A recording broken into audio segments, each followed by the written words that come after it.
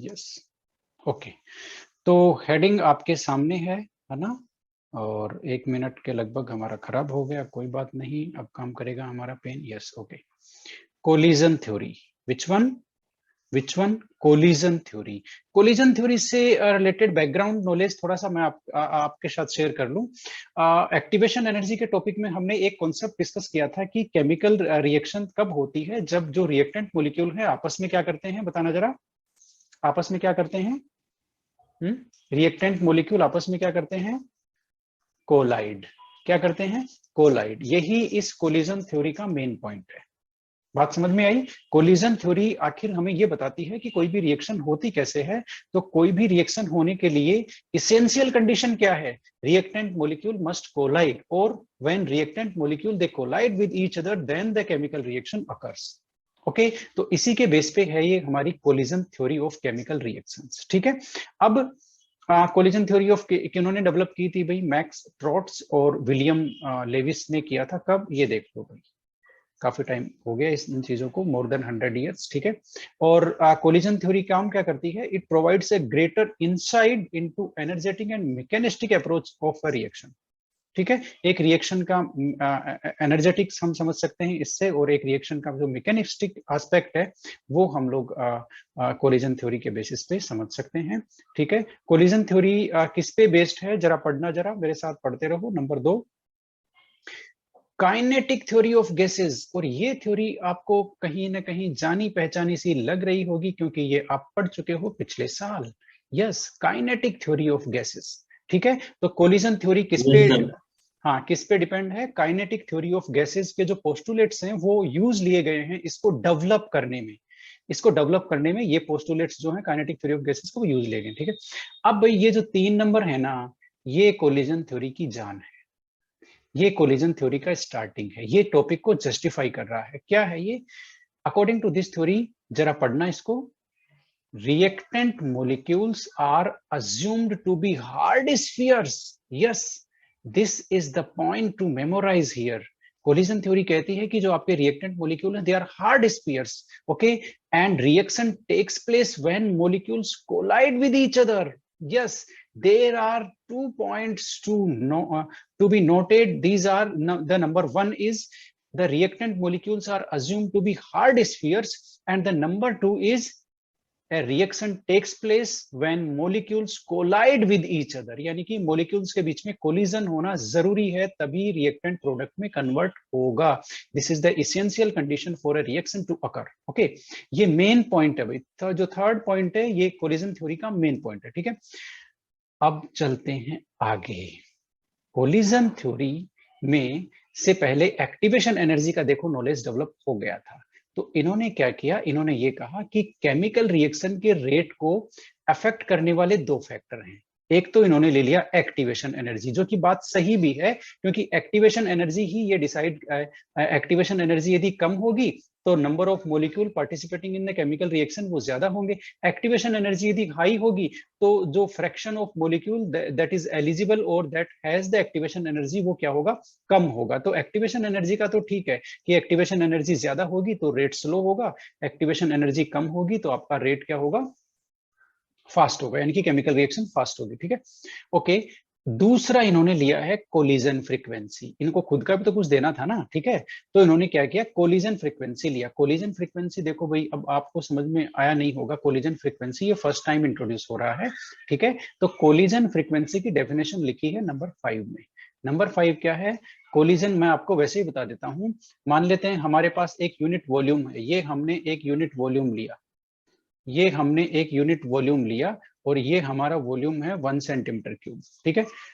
1 centimetre cube में जो reactant molecules है, इनके बीच में नंबर ऑफ कोलिजन्स पर सेकेंड, नंबर ऑफ कोलिजन्स पर second in a unit volume is known as collision frequency. Very simple to memorize, very simple to understand. What's the collision frequency? मुझे बताना जरा कोई भी। collision frequency क्या है? number of collision per second per unit volume. बात समझ में आई? जरा डेफिनेशन पढ़ना, जहां कर्सर चल रहा है, नंबर ऑफ कोलिजन्स, ठीक है, per second per unit volume of a reaction mixture is known as collision frequency Z. Collision frequency को इंडिकेट करते हैं Z से। तो पॉइंट नंबर 345, ठीक है। अब अच्छा, हाँ ठीक है। अब बात करते हैं हम, कोलिजन फ्रीक्वेंसी तो हो गया, जेड से डिपेंड करते हैं। अच्छा, जेड की वैल्यू है ना बहुत हाई होती है।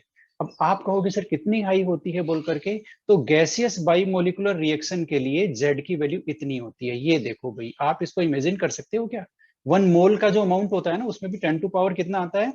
23 आता है ना, इसमें तो 25 से 28 इतने कोलिजन्स होते हैं पर सेकेंड पर यूनिट वॉल्यूम। अब आप अंदाजा लगाओ भाई, how big this number is. 10 to power 25 to 10 to power 28, ये नॉर्मल एक रेंज है किसकी? कोलिजन फ्रीक्वेंसी की। किसके लिए? बाइमोलिकुलर गैसियस रिएक्शन के लिए। ठीक है, तो अब एक चीज को एक रिकैप ले लेते हैं थोड़ा सा। पॉइंट नंबर 345 का एक जल्दी से एक लुक लो और मुझे बताओ कि इस सर इसमें यहां डाउट है। फटाफट 3 में पहचानो आपको क्या समझना है। ठीक है, 4 और 5 ये फटाफट देखो। यदि नहीं है तो मैं चलता हूं आगे पॉइंट नंबर 6 की तरफ। 3, 4, 5, yes, objections are invited, fast. Sir sir यहाँ पे सर अपन ने एक वर्ड वर्ड काम लिया ना सर। हम्म हार्ड, ये hard spheres, hard hard spheres. Sphere. हाँ हाँ क्यों हाँ। Hard sphere? हार्ड वो सर स्फीयर बताने देखो, की क्या जरूरत है? हाँ ठीक है, उन्होंने क्या हुआ, हार्ड स्फीयर उसको अज्यूम किया, मॉलिक्यूल्स को ये अज्यूम किया कि भाई सारे के सारे मॉलिक्यूल स्फीयर टाइप में होते हैं। ठीक है, और हार्ड स्फीयर होते हैं। एक्चुअल में देखो, ये जितनी भी थ्योरीज हैं, ये जितनी भी थ्योरीज हैं, ये बेसिकली हम लोग जो भी पढ़ रहे हैं कोलिजन थ्योरी, ये बहुत बेसिक ट्रीटमेंट है उसका, कोलिजन थ्योरी का। हम लोग इसके बहुत बेसिक टाइप के कंक्लूजन्स या पोस्टुलेट पढ़ रहे हैं। इसके बैकग्राउंड में जो थ्योरेटिकल कैलकुलेशन है, देखो इन सब पोस्टुलेट्स के पीछे थ्योरेटिकल कैलकुलेशन होती है। ठीक है, उस थ्योरेटिकल कैलकुलेशन को प्रोसीड करने के लिए जो दोनों साइंटिस्ट थे, इन्होंने रिएक्टेंट मॉलिक्यूल को एक तो स्फीयर कंसीडर किया कि सारे रिएक्टेंट मॉलिक्यूल स्फीयर होते हैं और वो भी हार्ड स्फीयर होते हैं। उसके बाद उन्होंने थ्योरेटिकल कैलकुलेशन प्रोसीड की, है ना। तो एक तरह से आप लोग यहाँ पर हमें हमें यहाँ पर सिर्फ ये याद ही करना है कि इसको हार्ड स्फीयर इन्होंने माना है। ये एक ड्रॉबैक भी है, ध्यान रखना इस चीज का, क्योंकि सारे मॉलिक्यूल स्फीयर जैसी शेप नहीं रखते, है ना। और हार्ड स्फीयर कंसीडर करने से इनकी कैलकुलेशन जो आनी चाहिए थी वो अलग हो गई, इसलिए ये एक ड्रॉबैक भी है। ठीक है, is it? Yes sir. Yes sir. और बताओ, कोई भी कहीं भी कुछ भी? यस, 3, 4, 5 चलते हैं आगे, नहीं तो जल्दी से। कोलिजन फ्रीक्वेंसी समझ में आ गया, इसकी डेफिनेशन कई बार पूछी हुई है। हम्म ठीक है, पॉइंट नंबर 6, बाइमोलिकुलर एलिमेंट्री रिएक्शन। अब बाइमोलिकुलर का मीनिंग आपको पता है, कोई दिक्कत नहीं है। एलिमेंट्री का मीनिंग तो आपको बहुत अच्छे से पता है कि कोई सिंगल स्टेप में प्रोसीड होती है उसको एलिमेंट्री बोलते हैं। बाइमोलिकुलर जिसकी मोलिकुलरिटी 2 हो उसको बाइमोलिकुलर बोलते हैं। ठीक है, रिएक्शन आपके सामने है, A+B से बना प्रोडक्ट। ठीक है, अब इस रिएक्शन के लिए इन्होंने कोलिजन थ्योरी का जो मेन फंडामेंटल है वो ये है, इन्होंने 2 पॉइंट पहचान लिए ना, देखो ऊपर। मैं बताता हूं आपको, ये देखो, इन्होंने ये पोस्टुलेट किया कि 2 factors which affect the rate of chemical reaction, एक तो एक्टिवेशन एनर्जी और एक कौन सा बताना जरा? Collision frequency. ये दोनों इन्होंने पहचान लिए। ये दोनों इन्होंने पहचान करके, देखो छोटी सी स्टोरी है उसको समझना। इन्होंने ये कहा कि रेट है ना, वो डायरेक्टली प्रोपोर्शनल होता है किसके? एक तो आपका कोलिजन फ्रीक्वेंसी जेड के, ठीक है, और दूसरा किसके होता है? बोल्ट्जमान फैक्टर के। Boltzmann factor. अब आप कहोगे सर बोल्ट्जमान फैक्टर कहां से आ गया? हम तो एक्टिवेशन एनर्जी की बात कर रहे थे अभी कि कोलिजन फ्रीक्वेंसी और एक्टिवेशन एनर्जी। तो एक्टिवेशन एनर्जी रखने वाले मॉलिक्यूल्स के फ्रैक्शन को रिप्रेजेंट कौन करता है? ये जो आपका फ्रैक्शन है, exponential EA divided by R T, यही तो है बोल्ट्जमान फैक्टर। यही तो उस फ्रैक्शन को रिप्रेजेंट करता है जिसकी फ्रैक्शन ऑफ मॉलिक्यूल्स जिनकी एक्टिवेशन एनर्जी से ज्यादा एनर्जी होती है, उसको यही तो फ्रैक्शन रिप्रेजेंट करता है। तो basically according to collision theory, ये एलिमेंट्री ट्रीटमेंट है कोलिजन थ्योरी का। रेट किसके डायरेक्टली प्रोपोर्शनल हुआ? आपका जेड और कौन? आपका बोल्ट्जमान फैक्टर। बोल्ट्जमान फैक्टर किसको काउंट कर रहा है? एक्टिवेशन एनर्जी को। बोल्ट्जमान फैक्टर एक्टिवेशन एनर्जी को काउंट कर रहा है। जेड किसको रिप्रेजेंट कर रहा है? जेड आपका कोलिजन फ्रीक्वेंसी को रिप्रेजेंट कर रहा है। ठीक है, जेड किसको रिप्रेजेंट कर रहा है? कोलिजन फ्रीक्वेंसी को। अब आप कहोगे सर ये तो हो गया, लेकिन इसका इक्वेशन क्या है? तो इसका इक्वेशन है आपका ये, यहां पर देखो जहां मैं टिक कर रहा हूं, rate of reaction can be expressed, ये अकॉर्डिंग टू कोलिजन थ्योरी है। कोलिजन थ्योरी के अकॉर्डिंग रेट क्या होता है देख लो जरा, जेड ए बी और उसको मल्टीप्लाई किया किससे? बोल्ट्जमान फैक्टर से। बात आपको समझ में आई कि नहीं आई? अब आप कहोगे सर जेड ए बी क्या है? तो जेड तो है कोलिजन फ्रीक्वेंसी, और ए बी क्या है बोल करके, ए बी वो मोलिक्यूल्स है, reactant molecule, gaseous reactant molecule A B. तो कोलिजन फ्रीक्वेंसी, ये जो मोलिक्यूल ए बी के बीच में जो कोलिजन हो रहा है उसको रिप्रेजेंट कर रहा है Z A B. Number 6 is clear? अच्छा अभी कंप्लीट नहीं हुआ है, देखते हैं। अच्छा ये यहाँ पे लिखा हुआ ही है, ZAB represents the collision frequency of reactant A and B। और ये जो इसको पहचान लो भाई, ये कई बार आ चुका है एग्जाम में कि बोल्ट्जमान फैक्टर क्या है या ये क्या है। ये बोल्ट्जमान फैक्टर है, वापस लिख देता हूं, देख लो, exponential to EA divided by RT। ठीक है, ये बोल्ट्जमान फैक्टर है। अब बोल्ट्जमान फैक्टर किसको रिप्रेजेंट करता है? ये हम बहुत बार लिख चुके हैं, fraction of molecules with energies equal to और ग्रेटर देन EA।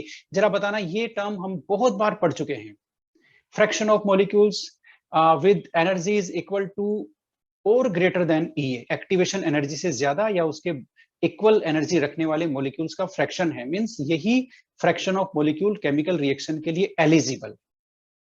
बात समझ में आई कि नहीं आई, बताना जरा। नंबर 6 आपको कोलिजन थ्योरी का बेसिक इक्वेशन पता चल गया?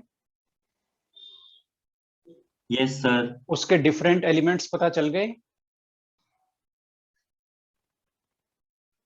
Yes sir. बोल्ट्जमान फैक्टर किसको अकाउंट कर रहा है, समझ में आ गया? एक्टिवेशन एनर्जी वाले फैक्टर को अकाउंट कर रहा है बोल्ट्जमान फैक्टर, और कोलिजन फ्रीक्वेंसी को काउंट करने के लिए हमने जेड इंसर्ट किया है। इक्वेशन आपके सामने है आपकी स्क्रीन पे। और अब चलते हैं नेक्स्ट।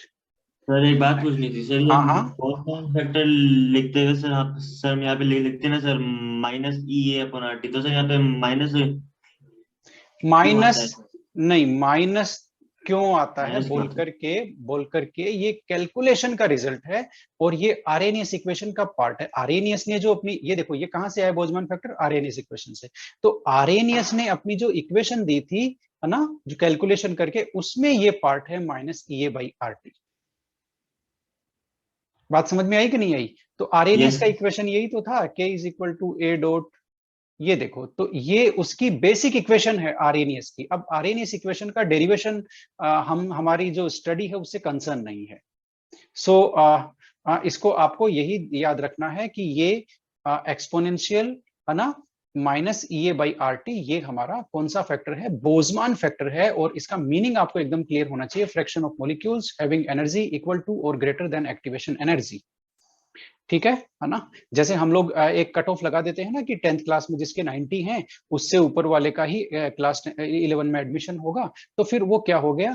तो वो एक फ्रैक्शन ऑफ मोली, अब जितने लोगों के 90 से ऊपर हैं वो क्या हो गया? Fraction of student having equal to और ग्रेटर देन 90 मार्क्स, राइट? तो वैसे ही यहाँ पर एक्टिवेशन एनर्जी का क्या है? कट ऑफ बार है। ओके यस, अब आ गई एक प्रॉब्लम, क्या आई बताना जरा। प्रॉब्लम आ गई भाई। प्रॉब्लम क्या आई? ये जो आपने अभी भी इक्वेशन लिखा है ना, किसका? कोलिजन थ्योरी का। जरा देखना क्या इक्वेशन है, मैं सही लिख रहा हूं क्या? ZAB और आपका बोल्ट्जमान फैक्टर। ठीक है, ओके। ये जो इक्वेशन आपकी है ना कोलिजन थ्योरी की बेसिक इक्वेशन, इसमें आ गई गड़बड़। क्या गड़बड़ आई? इन्होंने क्या किया, इस इक्वेशन को लेकर के रेट निकालना स्टार्ट किया कि चलो भाई चेक करते हैं थ्योरेटिकल रेट और एक्सपेरिमेंटल रेट सेम है क्या, तब तो कोलिजन थ्योरी सक्सेस है, अदरवाइज क्या होगा? दिक्कत है। तो इन्होंने क्या किया, इन्होंने ये देखा कि जो सिंपल मोलिक्यूल्स हैं, सिंपल गैसियस मोलिक्यूल हैं, सिंपल गैसियस मोलिक्यूल के लिए तो इस रिएक्शन के जो रिजल्ट थे ना वो सेटिस्फैक्टरी थे, सेटिस्फैक्टरी रिजल्ट थे। लेकिन कॉम्प्लेक्स मॉलिक्यूल जैसे ही आए, कॉम्प्लेक्स मॉलिक्यूल की रिएक्शन कराई, तो हमें सिग्निफिकेंट डेविएशन देखने को मिला। इससे जो रेट निकल कर आया वो अलग था और एक्सपेरिमेंटल रेट अलग था। तो यहां हो गई गड़बड़। इसका मतलब कॉम्प्लेक्स मॉलिक्यूल के लिए कोलिजन थ्योरी का ये जो इक्वेशन है ये एप्लीकेबल नहीं है। आपको बात समझ में आई कि नहीं आई, बताना जरा।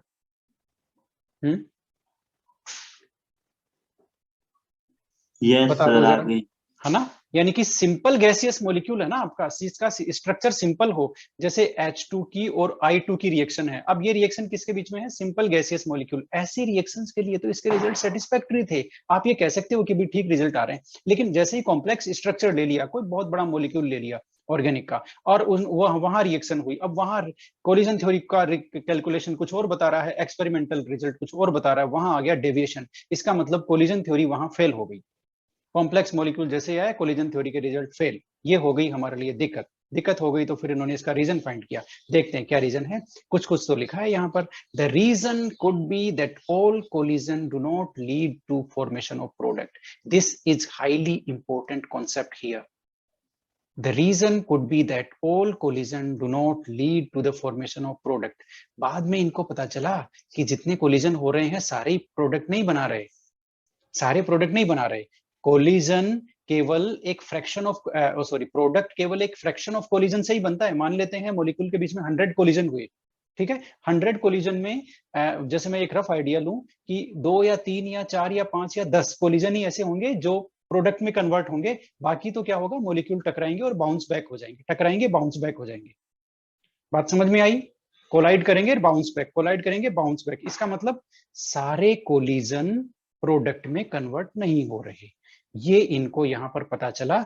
फिर इनको पता चला कि भाई रिएक्शन होने के लिए ये दोनों ही रेस्पॉन्सिबल नहीं है, कौन से, एक तो आपका कोलिजन फ्रीक्वेंसी और एक कौन सा था, बोल्ट्जमान फैक्टर, है ना। इन्होंने फिर इनको पता चला कि रिएक्शन होने के लिए केवल इन दोनों की जरूरत नहीं है, एक तीसरी चीज और है, फिर वो तीसरी चीज आई मैदान में। अब देखना वो तीसरी चीज क्या है कि जिसपे रिएक्शन का रेट डिपेंड कर रहा है, जो इनको पता चला बाद में, फिर उन्होंने कोलिजन थ्योरी का जो इक्वेशन है उसको किया मॉडिफाई, ठीक है ना। अब देख लो जरा भाई, अब इसको पढ़ो, आपको अच्छा लगेगा। Every collision do not produce a chemical change, the collision which produce a chemical change is known as effective collision. बताओ सही है क्या ये बात? आपने देखा ना कोलिजन फ्रीक्वेंसी कितनी है, 10 to power 25 to 10 to power 28, इतनी ये तो कोलिजन फ्रीक्वेंसी है, ये सारे के सारे कोलिजन प्रोडक्ट में कन्वर्ट नहीं होते हैं, है ना। बहुत कम नंबर कोलिजन का प्रोडक्ट में कन्वर्ट होता है, बाकी कोलिजन तो जब कोलाइड करते हैं बाउंस बैक, कोलाइड करते हैं बाउंस बैक, ठीक है, ओके, प्रोडक्ट में कन्वर्ट नहीं होते। लेकिन जो कोलिजन प्रोडक्ट में कन्वर्ट हो जाती है ना, जिसमें रिएक्शन हो जाती है, उसको कौन सी कोलिजन बोलते हैं, बताना जरा, कौन सी कोलिजन बोलते हैं उसको?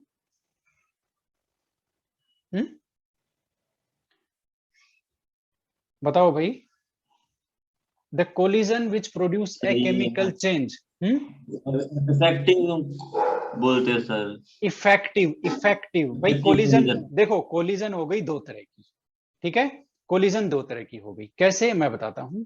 एक तो A प्लस बी कोलाइड हुए और वापस अलग अलग हो गए, एक A प्लस बी कोलाइड हुए और C बना दिया, तो ये इसमें केमिकल रिएक्शन हो गई, प्रोडक्ट बन गया, ये है आपकी इफेक्टिव कोलिजन, ठीक है ना। ये कोलाइड हुए और वापस बाउंस बैक हो गए, ये आपकी नॉन इफेक्टिव कोलिजन है। बात समझ में आ गई? तो कोलिजन बेसिकली दो तरह की होती है, इफेक्टिव नॉन इफेक्टिव, और लेकिन हमारे लिए इंपॉर्टेंट इफेक्टिव है क्योंकि प्रोडक्ट बनता है इफेक्टिव कोलिजन से, ठीक है। ये यहां पर ट्विस्ट है कोलिजन थ्योरी, अभी तक इससे पहले क्या चल रहा था, कोलिजन फ्रीक्वेंसी और बोल्ट्जमान फैक्टर पे उसका रेट डिपेंड कर रहा है। अब पता चल गया भाई ये इन दोनों से ही नहीं होगा, कोलिजन भी इफेक्टिव होनी चाहिए। अब फिर पता चला कोलिजन कब इफेक्टिव होती है, उसके लिए क्या चाहिए बोल करके, तो उसके लिए दो फैक्टर चाहिए, ये बड़ा इंटरेस्टिंग है, दो कंडीशन चाहिए।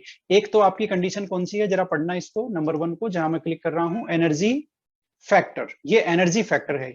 ये क्या कह रहा है, ये कह रहा है colliding molecule must have energy greater than threshold energy और मस्ट हैव एक्टिवेशन एनर्जी। अब आप कहोगे सर ये बात तो पहले ही थी बोल्ट्जमान फैक्टर में, हाँ ये बात सही है, ये बात पहले थी, ठीक है, एक्टिवेशन एनर्जी होनी चाहिए मॉलिक्यूल के पास, ओके। दूसरा पढ़ लो जरा, ये दूसरा पढ़ लो, ये क्या है, ओरिएंटेशन फैक्टर। ओरिएंटेशन फैक्टर क्या कहता है, the colliding molecule must have proper orientation, yes, must have proper orientation। इसका मतलब समझे, यदि मुझे किसी का हाथ पकड़ना है और मैं मेरा हाथ उसके पैर के पास लेके जाऊंगा तो उसका हाथ कैसे पकड़ूंगा मैं, सवाल ही नहीं है, तो वहां प्रॉपर ओरिएंटेशन नहीं है। बात समझ में आई? यदि मेरा हेड किसी दूसरे के हेड से मुझे टकराना है और यदि मैं मेरा हेड उसकी पीठ पे ले जाके टकराऊंगा तो थोड़ी ना वो कोलिजन होगा, नहीं होगा, that is improper orientation. Effective collision के लिए क्या होना चाहिए? प्रॉपर ओरिएंटेशन, ठीक है। और प्रॉपर ओरिएंटेशन के लिए इन्होंने क्या किया? प्रॉपर ओरिएंटेशन वाला जो फैक्टर है ना, उसको इंट्रोड्यूस करने के लिए एक नई टर्म ले आए, उसकी हम बात करेंगे। उससे पहले प्रॉपर ओरिएंटेशन की बात कर लेते हैं। एक रिएक्शन होनी है NO और O3 के बीच में, ठीक है ना। इसको हम किस तरह से लिखते हैं? अच्छा, और बनना क्या है? बनना क्या है देख लेते हैं जरा। NO2 प्लस O2 ये बनना है, ठीक है। अब देखो कोलिजन, कोलिजन कैसे होता है? NO तो इस तरह से है ही है, आपका O3 इस तरह से है। ये चलो हम ऐसे ही ले लेते हैं एक बार, ये O3 का मॉलिक्यूल है। अब यदि ये जो ऑक्सीजन है, ये तीनों ऑक्सीजन है, देखो जिनको हम, जहां मैं गोला कर रहा हूं, ये तीनों ऑक्सीजन है। यदि ये इस तरह से कोलाइड हो कि NO के ऑक्सीजन के साथ ये कोलाइड हो, तो प्रोडक्ट बन जाएगा क्या? बताना जरा। NO के ऑक्सीजन के साथ कोलाइड होंगे तो प्रोडक्ट बन जाएगा। किसके साथ? देखो आपको मैं अभी बता देता हूं। आप चलो ठीक है, आप भी क्या याद करोगे?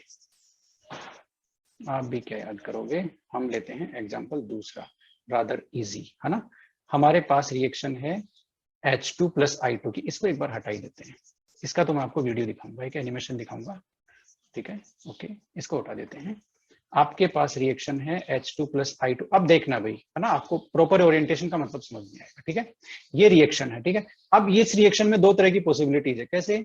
एक तो HH से कोलाइड किसने किया? I ने इस तरह से कोलाइड किया। इस तरह से कोलाइड किया तो कोलिजन कैसे होगा? आपका H आपका I और I इस तरह से कोलाइड होगा, और ये वापस बाउंस बैक हो जाएंगे H2 प्लस I2। ये प्रोडक्ट नहीं बनेगा। एक कोलिजन कैसे हुआ? HH और प्लस में I का, ठीक है। ये कोलिजन कैसे हुआ? ये हुआ H, आपका यहां भी H, यहां भी H, यहां भी I और यहां भी I। इस तरह से कोलिजन हुआ, ठीक है। इस तरह से कोलिजन हुआ तो इसमें इंटरमीडिएट बन सकता है, एक्टिवेटेड कॉम्प्लेक्स बनने के चांसेस हैं। तो ये लो, ये यहां पर बन गया एक्टिवेटेड कॉम्प्लेक्स, और ये एक्टिवेटेड कॉम्प्लेक्स फाइनली किसमें कन्वर्ट हो गया? प्रोडक्ट में। कैसे? HI का बॉन्ड यहां बन गया और HI का बॉन्ड यहां बन गया। बताओ, प्रॉपर ओरिएंटेशन और इम्प्रॉपर ओरिएंटेशन का मतलब आपको समझ में आया कि नहीं आया? इफेक्टिव कोलिजन बताओ, बता दो भाई, आपको समझ में आया सर ना?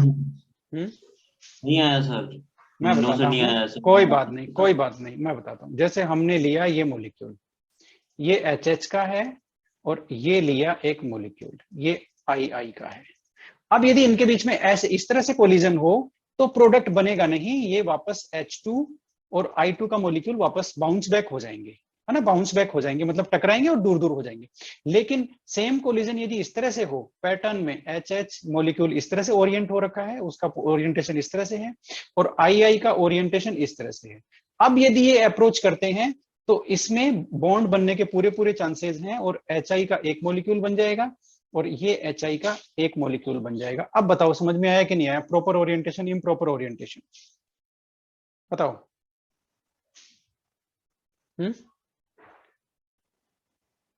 भाई ओरिएंटेशन एकदम प्रॉपर होना चाहिए ना। यानी कि आपको एक दूसरे का हाथ, एक दूसरे स्टूडेंट का हाथ पकड़ना है तो उसके हाथ के पास ही हाथ लेके जाना पड़ेगा ना, तभी ना हाथ मिलेगा। ऐसे थोड़ी ना हाथ मिलेगा। बात समझ में आई कि नहीं आई? तो प्रॉपर ओरिएंटेशन है। जैसे ये जो, जहां मैं अभी गोला कर रहा हूं, इसमें मॉलिक्यूल इस ओरिएंटेशन में कोलाइड कर रहे हैं कि वो बॉन्ड नहीं बन सकता, इसलिए वो कोलाइड करते हैं और बाउंस बैक हो जाते हैं, नंबर 1 सिचुएशन में। नंबर 2 सिचुएशन में मॉलिक्यूल इस तरह से ओरिएंट हो रखे हैं, है ना, स्पेस में, और इस तरह से इस मैनर में कोलाइड कर रहे हैं कि उनके बीच में बॉन्ड बन जाता है और प्रोडक्ट बनता है। तो ये ओरिएंटेशन की वजह से पॉसिबल है। देखो, केस नंबर 1, केस नंबर 2, दोनों में एक्टिवेशन एनर्जी तो है, लेकिन प्रॉपर ओरिएंटेशन की वजह से सेकंड वाला जो कोलिजन है वो इफेक्टिव कोलिजन है, फर्स्ट वाला नॉन इफेक्टिव कोलिजन है। बिकॉज एक्टिवेशन एनर्जी तो दोनों में मॉलिक्यूल्स के पास है, but orientation also matters during the collision. Collision होने के टाइम पे ओरिएंटेशन कैसा है, इसका दूसरा एग्जांपल और बताता हूं। आप लोग क्या याद करोगे? ये आपके सामने एक जानी पहचानी रिएक्शन है, शायद आप लोग हेलो एल्केन में इसको पढ़ भी रहे हो। ये आपका SN2 का कौन सा है, बताना जरा। SN2 का एग्जाम्पल है, राइट, ओके, यस। अब ये जो OH है, न्यूक्लियोफाइल है, ये अटैक करेगा, है ना, इस पूरे मॉलिक्यूल पे, ठीक है, अटैक करेगा या कोलाइड करेगा। अब आप एक बात बताओ मुझे, ये BR की साइड से अटैक करता है या बैक साइड से अटैक करता है? क्या पढ़ते हो आप लोग? पढ़ते रहे हो आजकल, बताना जरा। न्यूक्लियोफाइल बैक सर साइड यहाँ से, पे बैक से होता है सर, यहाँ पे बैक साइड से अटैक करता है। मैं बताता हूँ बैक साइड से क्यों करता है, क्योंकि सर। बैक साइड से अटैक करेगा तभी प्रोडक्ट बनेगा। ये देखो, यदि बीआर की साइड से अटैक करेगा तो बीआर भी पॉजिटिव चार्ज है और ये भी सॉरी बीआर भी नेगेटिव चार्ज है और ये ओएच भी नेगेटिव चार्ज है। ये देखो रिपेल करेंगे आपस में और नो प्रोडक्ट। ये इम्प्रॉपर ओरिएंटेशन है, दिस इज इम्प्रॉपर ओरिएंटेशन, कि मॉलिक्यूल के पास एक्टिवेशन एनर्जी तो है लेकिन स्पेस में उसका ओरिएंटेशन सही नहीं है। ठीक है, ओके। अब दूसरा एग्जांपल लेते हैं। प्रॉपर ओरिएंटेशन क्या होगा? ये जो OH है ये बैक साइड से अटैक करेगा, बैक साइड से अटैक करेगा तो ये सुटेबल पोजीशन है बॉन्ड बनने के लिए। ये लो, ये जब होगा तब प्रॉपर ओरिएंटेशन होगा और ये इंटरमीडिएट बन जाएगा जहां मैंने टिक किया है। बताओ जरा, अब आपको इम्प्रॉपर ओरिएंटेशन और प्रॉपर ओरिएंटेशन का मतलब समझ में आया या नहीं आया? समझ गए सर, समझ गए ना? आ गया। समझ में आ गया, समझ में आ गया, कोई बात नहीं। तो अब ये जैसे ही इनको पता चला, अब वापस से स्टोरी स्टार्ट कर देते हैं। इनको पहले ये पता था कि एक्टिवेशन एनर्जी का फैक्टर और कोलिजन फ्रीक्वेंसी का जो फैक्टर है वही एक रिएक्शन का रेट को डिफाइन करते हैं, लेकिन बाद में पता चला कि भाई रिएक्शन होने के लिए ओरिएंटेशन भी प्रॉपर होना चाहिए, molecules must have proper orientation. फिर उन्होंने क्या किया कि भाई अब ये तो मिस्टेक हो गई, इसलिए कोलिजन थ्योरी का जो इक्वेशन है उसको रीडिफाइन करना पड़ेगा, और इन्होंने कर दिया रीडिफाइन। और इन्होंने क्या दिया, ये देखना जरा, ये इक्वेशन इन्होंने नया दिया, रेट इज इक्वल टू आपका पी और जेड ए बी और ये आपका बोल्ट्जमान फैक्टर। क्या इंट्रोड्यूस कर दिया भाई, बताना जरा, नया क्या मिल गया आपको अब? नया क्या मिला इस इक्वेशन? ये ना सर, पी पी हाँ, पी आपको नया मिल गया। पी क्या है? पी आपके ओरिएंटेशन फैक्टर को अकाउंट करता है, यानी कि ओरिएंटेशन फैक्टर को इंट्रोड्यूस करने के लिए पी इंट्रोड्यूस किया गया है। अब देख लो जरा, जहां मैं अंडरलाइन कर रहा हूं उसको पढ़ते चलो। To account for effective collision another factor P called probability और स्टेरिक फैक्टर। इसका नाम याद कर लेना भाई, कई बार आता है इसका।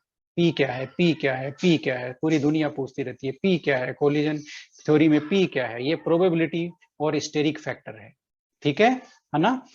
It takes into account the fact that in a collision molecule must be properly oriented. तो ये जो मॉलिक्यूल्स का ओरिएंटेशन है उसको अकाउंट के लिए पी जो फैक्टर है, स्टेरिक फैक्टर या प्रोबेबिलिटी फैक्टर, इसको इंट्रोड्यूस किया गया है। अब आपकी ये मॉडिफाइड कोलिजन थ्योरी की इक्वेशन है आपके सामने, आपकी स्क्रीन पर, जहां मैं कर रहा हूं टिक। ठीक है ना? इसको लिख लो जरा, कहीं भी लिख लो, या हमें भी एक स्पेस मिलेगा तो वहां इसको लिख देते हैं।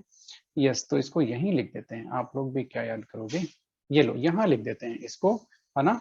ये क्या है बताना जरा, रेट इज इक्वल टू आपका पी, फिर आएगा आपका जेड ए बी और फिर आएगा आपका बोल्ट्जमान फैक्टर। ओके, ये आपकी मॉडिफाइड कोलिजन थ्योरी की इक्वेशन है, इससे डरना नहीं, केवल पी इंट्रोड्यूस हुआ है। अब जरा आपकी स्क्रीन पर जो पॉइंट लिखे हुए हैं उनको आप खुद ही पढ़ लो, मुझे कुछ बताने की जरूरत है, सारा मैंने बता दिया, फटाफट पढ़ लो।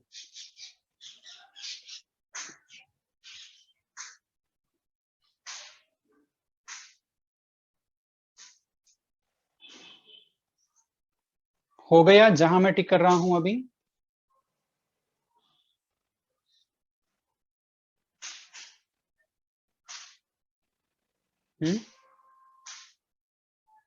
सर पढ़ लिया सर, हो गया। इसमें कोई दिक्कत नहीं है ना? पता चल गया ना? बाउंस बैक वाला पता चल गया, बॉन्ड फॉर्मेशन कब होगा पता चल गया, बाउंस बैक कब हो जाएगा ये आपको पता चल गया। अब जरा मैंने यहाँ टिक किया है उसको भी पढ़ लो, ये भी बड़ा अच्छा सा पॉइंट है।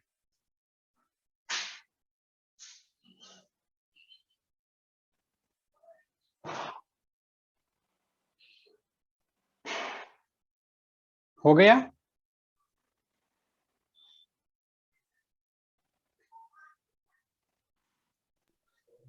हो गया सर। हो गया तो मुझे फटाफट बता दो, पी यहां पर क्या है?